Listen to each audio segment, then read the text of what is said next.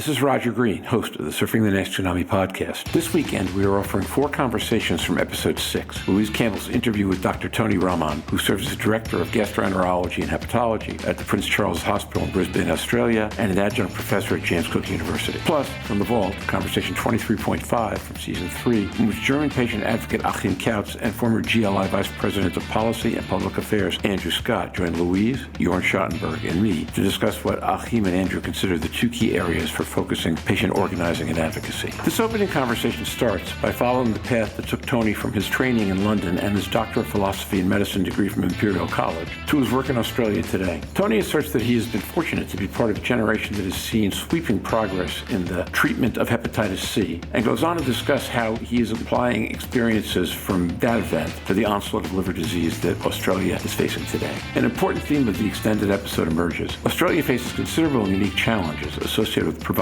for large, rural-based populations. As the subsequent conversations will reveal, this means approaches to serve 7 million people, or around 28% of Australians, who have, at best, remote access to physicians. In this conversation, he previews telehealth solutions and a traffic light system oriented towards serving the subpopulation. He notes with these remote measures in place, patients physically presenting for consultation are distilled to those with progressed fatty liver diseases who need physician attention immediately. Finally, he underscores an interesting and related trend that the alcohol-related cohort is shrinking, while the last 10 years have shown an alarming surge in NAFLD and NASH. As you can see in this conversation, Australia combines some of the challenges that we all face: rapidly rising populations, bad food choices, particularly in certain minority communities, with some unique to its own, a very remote rural population and fairly low levels of expenditure. It is interesting to listen to Tony and Louise kick these issues around, to think about what they mean in the context of the countries that we live in and Australia as well. So, what I suggest you do is just sit back, listen, enjoy, learn, and when you're done, join the dialogue in our LinkedIn discussion group.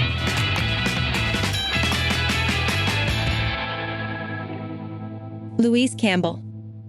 Today I've got with me Dr. Tony Rahman, who's Director of Gastroenterology and Hepatology at the Prince Charles Hospital in Brisbane. And prior to this, in Brisbane, you were a consultant gastroenterologist, hepatologist and physician at St George's in London. My understanding is your special interests nowadays are endoscopy, colonoscopy, all things liver disease, NAFLD, NASH, viral hepatitis, Hep C, and you were awarded the Doctor of Philosophy of Medicine at Imperial College back in 2003, one of my old stomping grounds, Imperial. And following 3 years of that, researching mechanisms, novel therapies and acute liver failure at the Royal Postgraduate Medical School at the Royal Free Hospitals in London. But I know you from King's, and some time we spent together at King's College Liver Unit there. And you've got about 119 publications the last time I looked under your belt, and a number of citations. So take a few minutes to introduce you more than that and tell us exactly how you got into this space and what you're doing currently. Tony Rahman. Well, it sort of started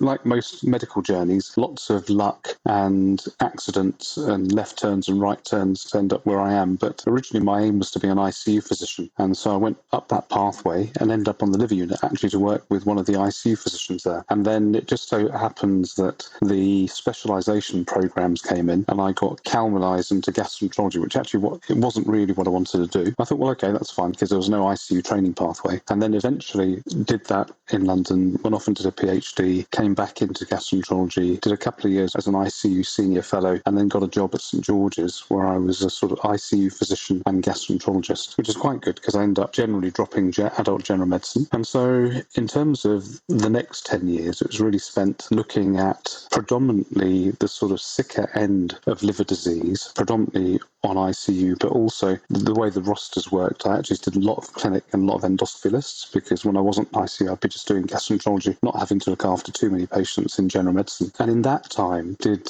a sort of broad area in terms of looking at research projects and what was going on. And I suppose that's the beginning of that NAFLD period, really, or fatty liver disease, because that's when the transition started to happen. So this is going back to about 2000, 2004, when you started to notice that liver disease disease clinics, which were predominantly alcohol, 70-80% alcohol-based clinics, were changing. And then at that point, I'd probably estimate things to have been, about 60-40 alcohol versus fatty liver disease. Then as time went on, I actually then decided to do a year abroad, and that was to go to Australia and got a job at the Prince Charles, which is in Brisbane, which is a small hospital, but it's the regional or state lung heart transplant hospital. So there's quite a lot of really very peculiar, unwell, weird liver disease going on there. And we've basically spent the last 10 years now, I've been here 10 years, setting up their liver disease services. So prior to me arriving, they didn't really have very much in terms of a dedicated service, whereas now we have, an adult congenital heart disease liver clinic, we have a cardiac disease liver clinic, we have combinations of the standard sort of services that any hepatology service would offer. So the fatty liver disease, viral hepatitis, and so on. But in a sense, I think I've been very fortunate, like many people of roughly my age, because we've seen so many changes that have taken place in the last 20 years. And I suspect everyone can say that of their period of 20 years. But, the revolution that's gone from struggling to get people to have Hep C treatment, curing Hep C, even with Hep B, the transition that it's made in terms of saving people's lives, reducing cirrhosis, reducing HCC with Hep B drugs, and obviously this new onslaught of new liver disease, which is gradually replacing everything else. So, in the last 10 years, in Australia, things have been slightly different from the point of view that we've had to really gear the service towards the patients, and there has been a little bit of resistance. Like in all established systems, if you want to change something, there is a bit of resistance that you have to come up against. So we've done a variety of things to try and facilitate treatments for Hep C, for example, where we treat people now without seeing them, and so the GPs just send us some information. We mentor the GPs, have like a 24/7 service for information, and then they can treat the patients, and if there's any problems, they contact us. So that's been great, because we started this in about 2016, and so we've done this for Queensland,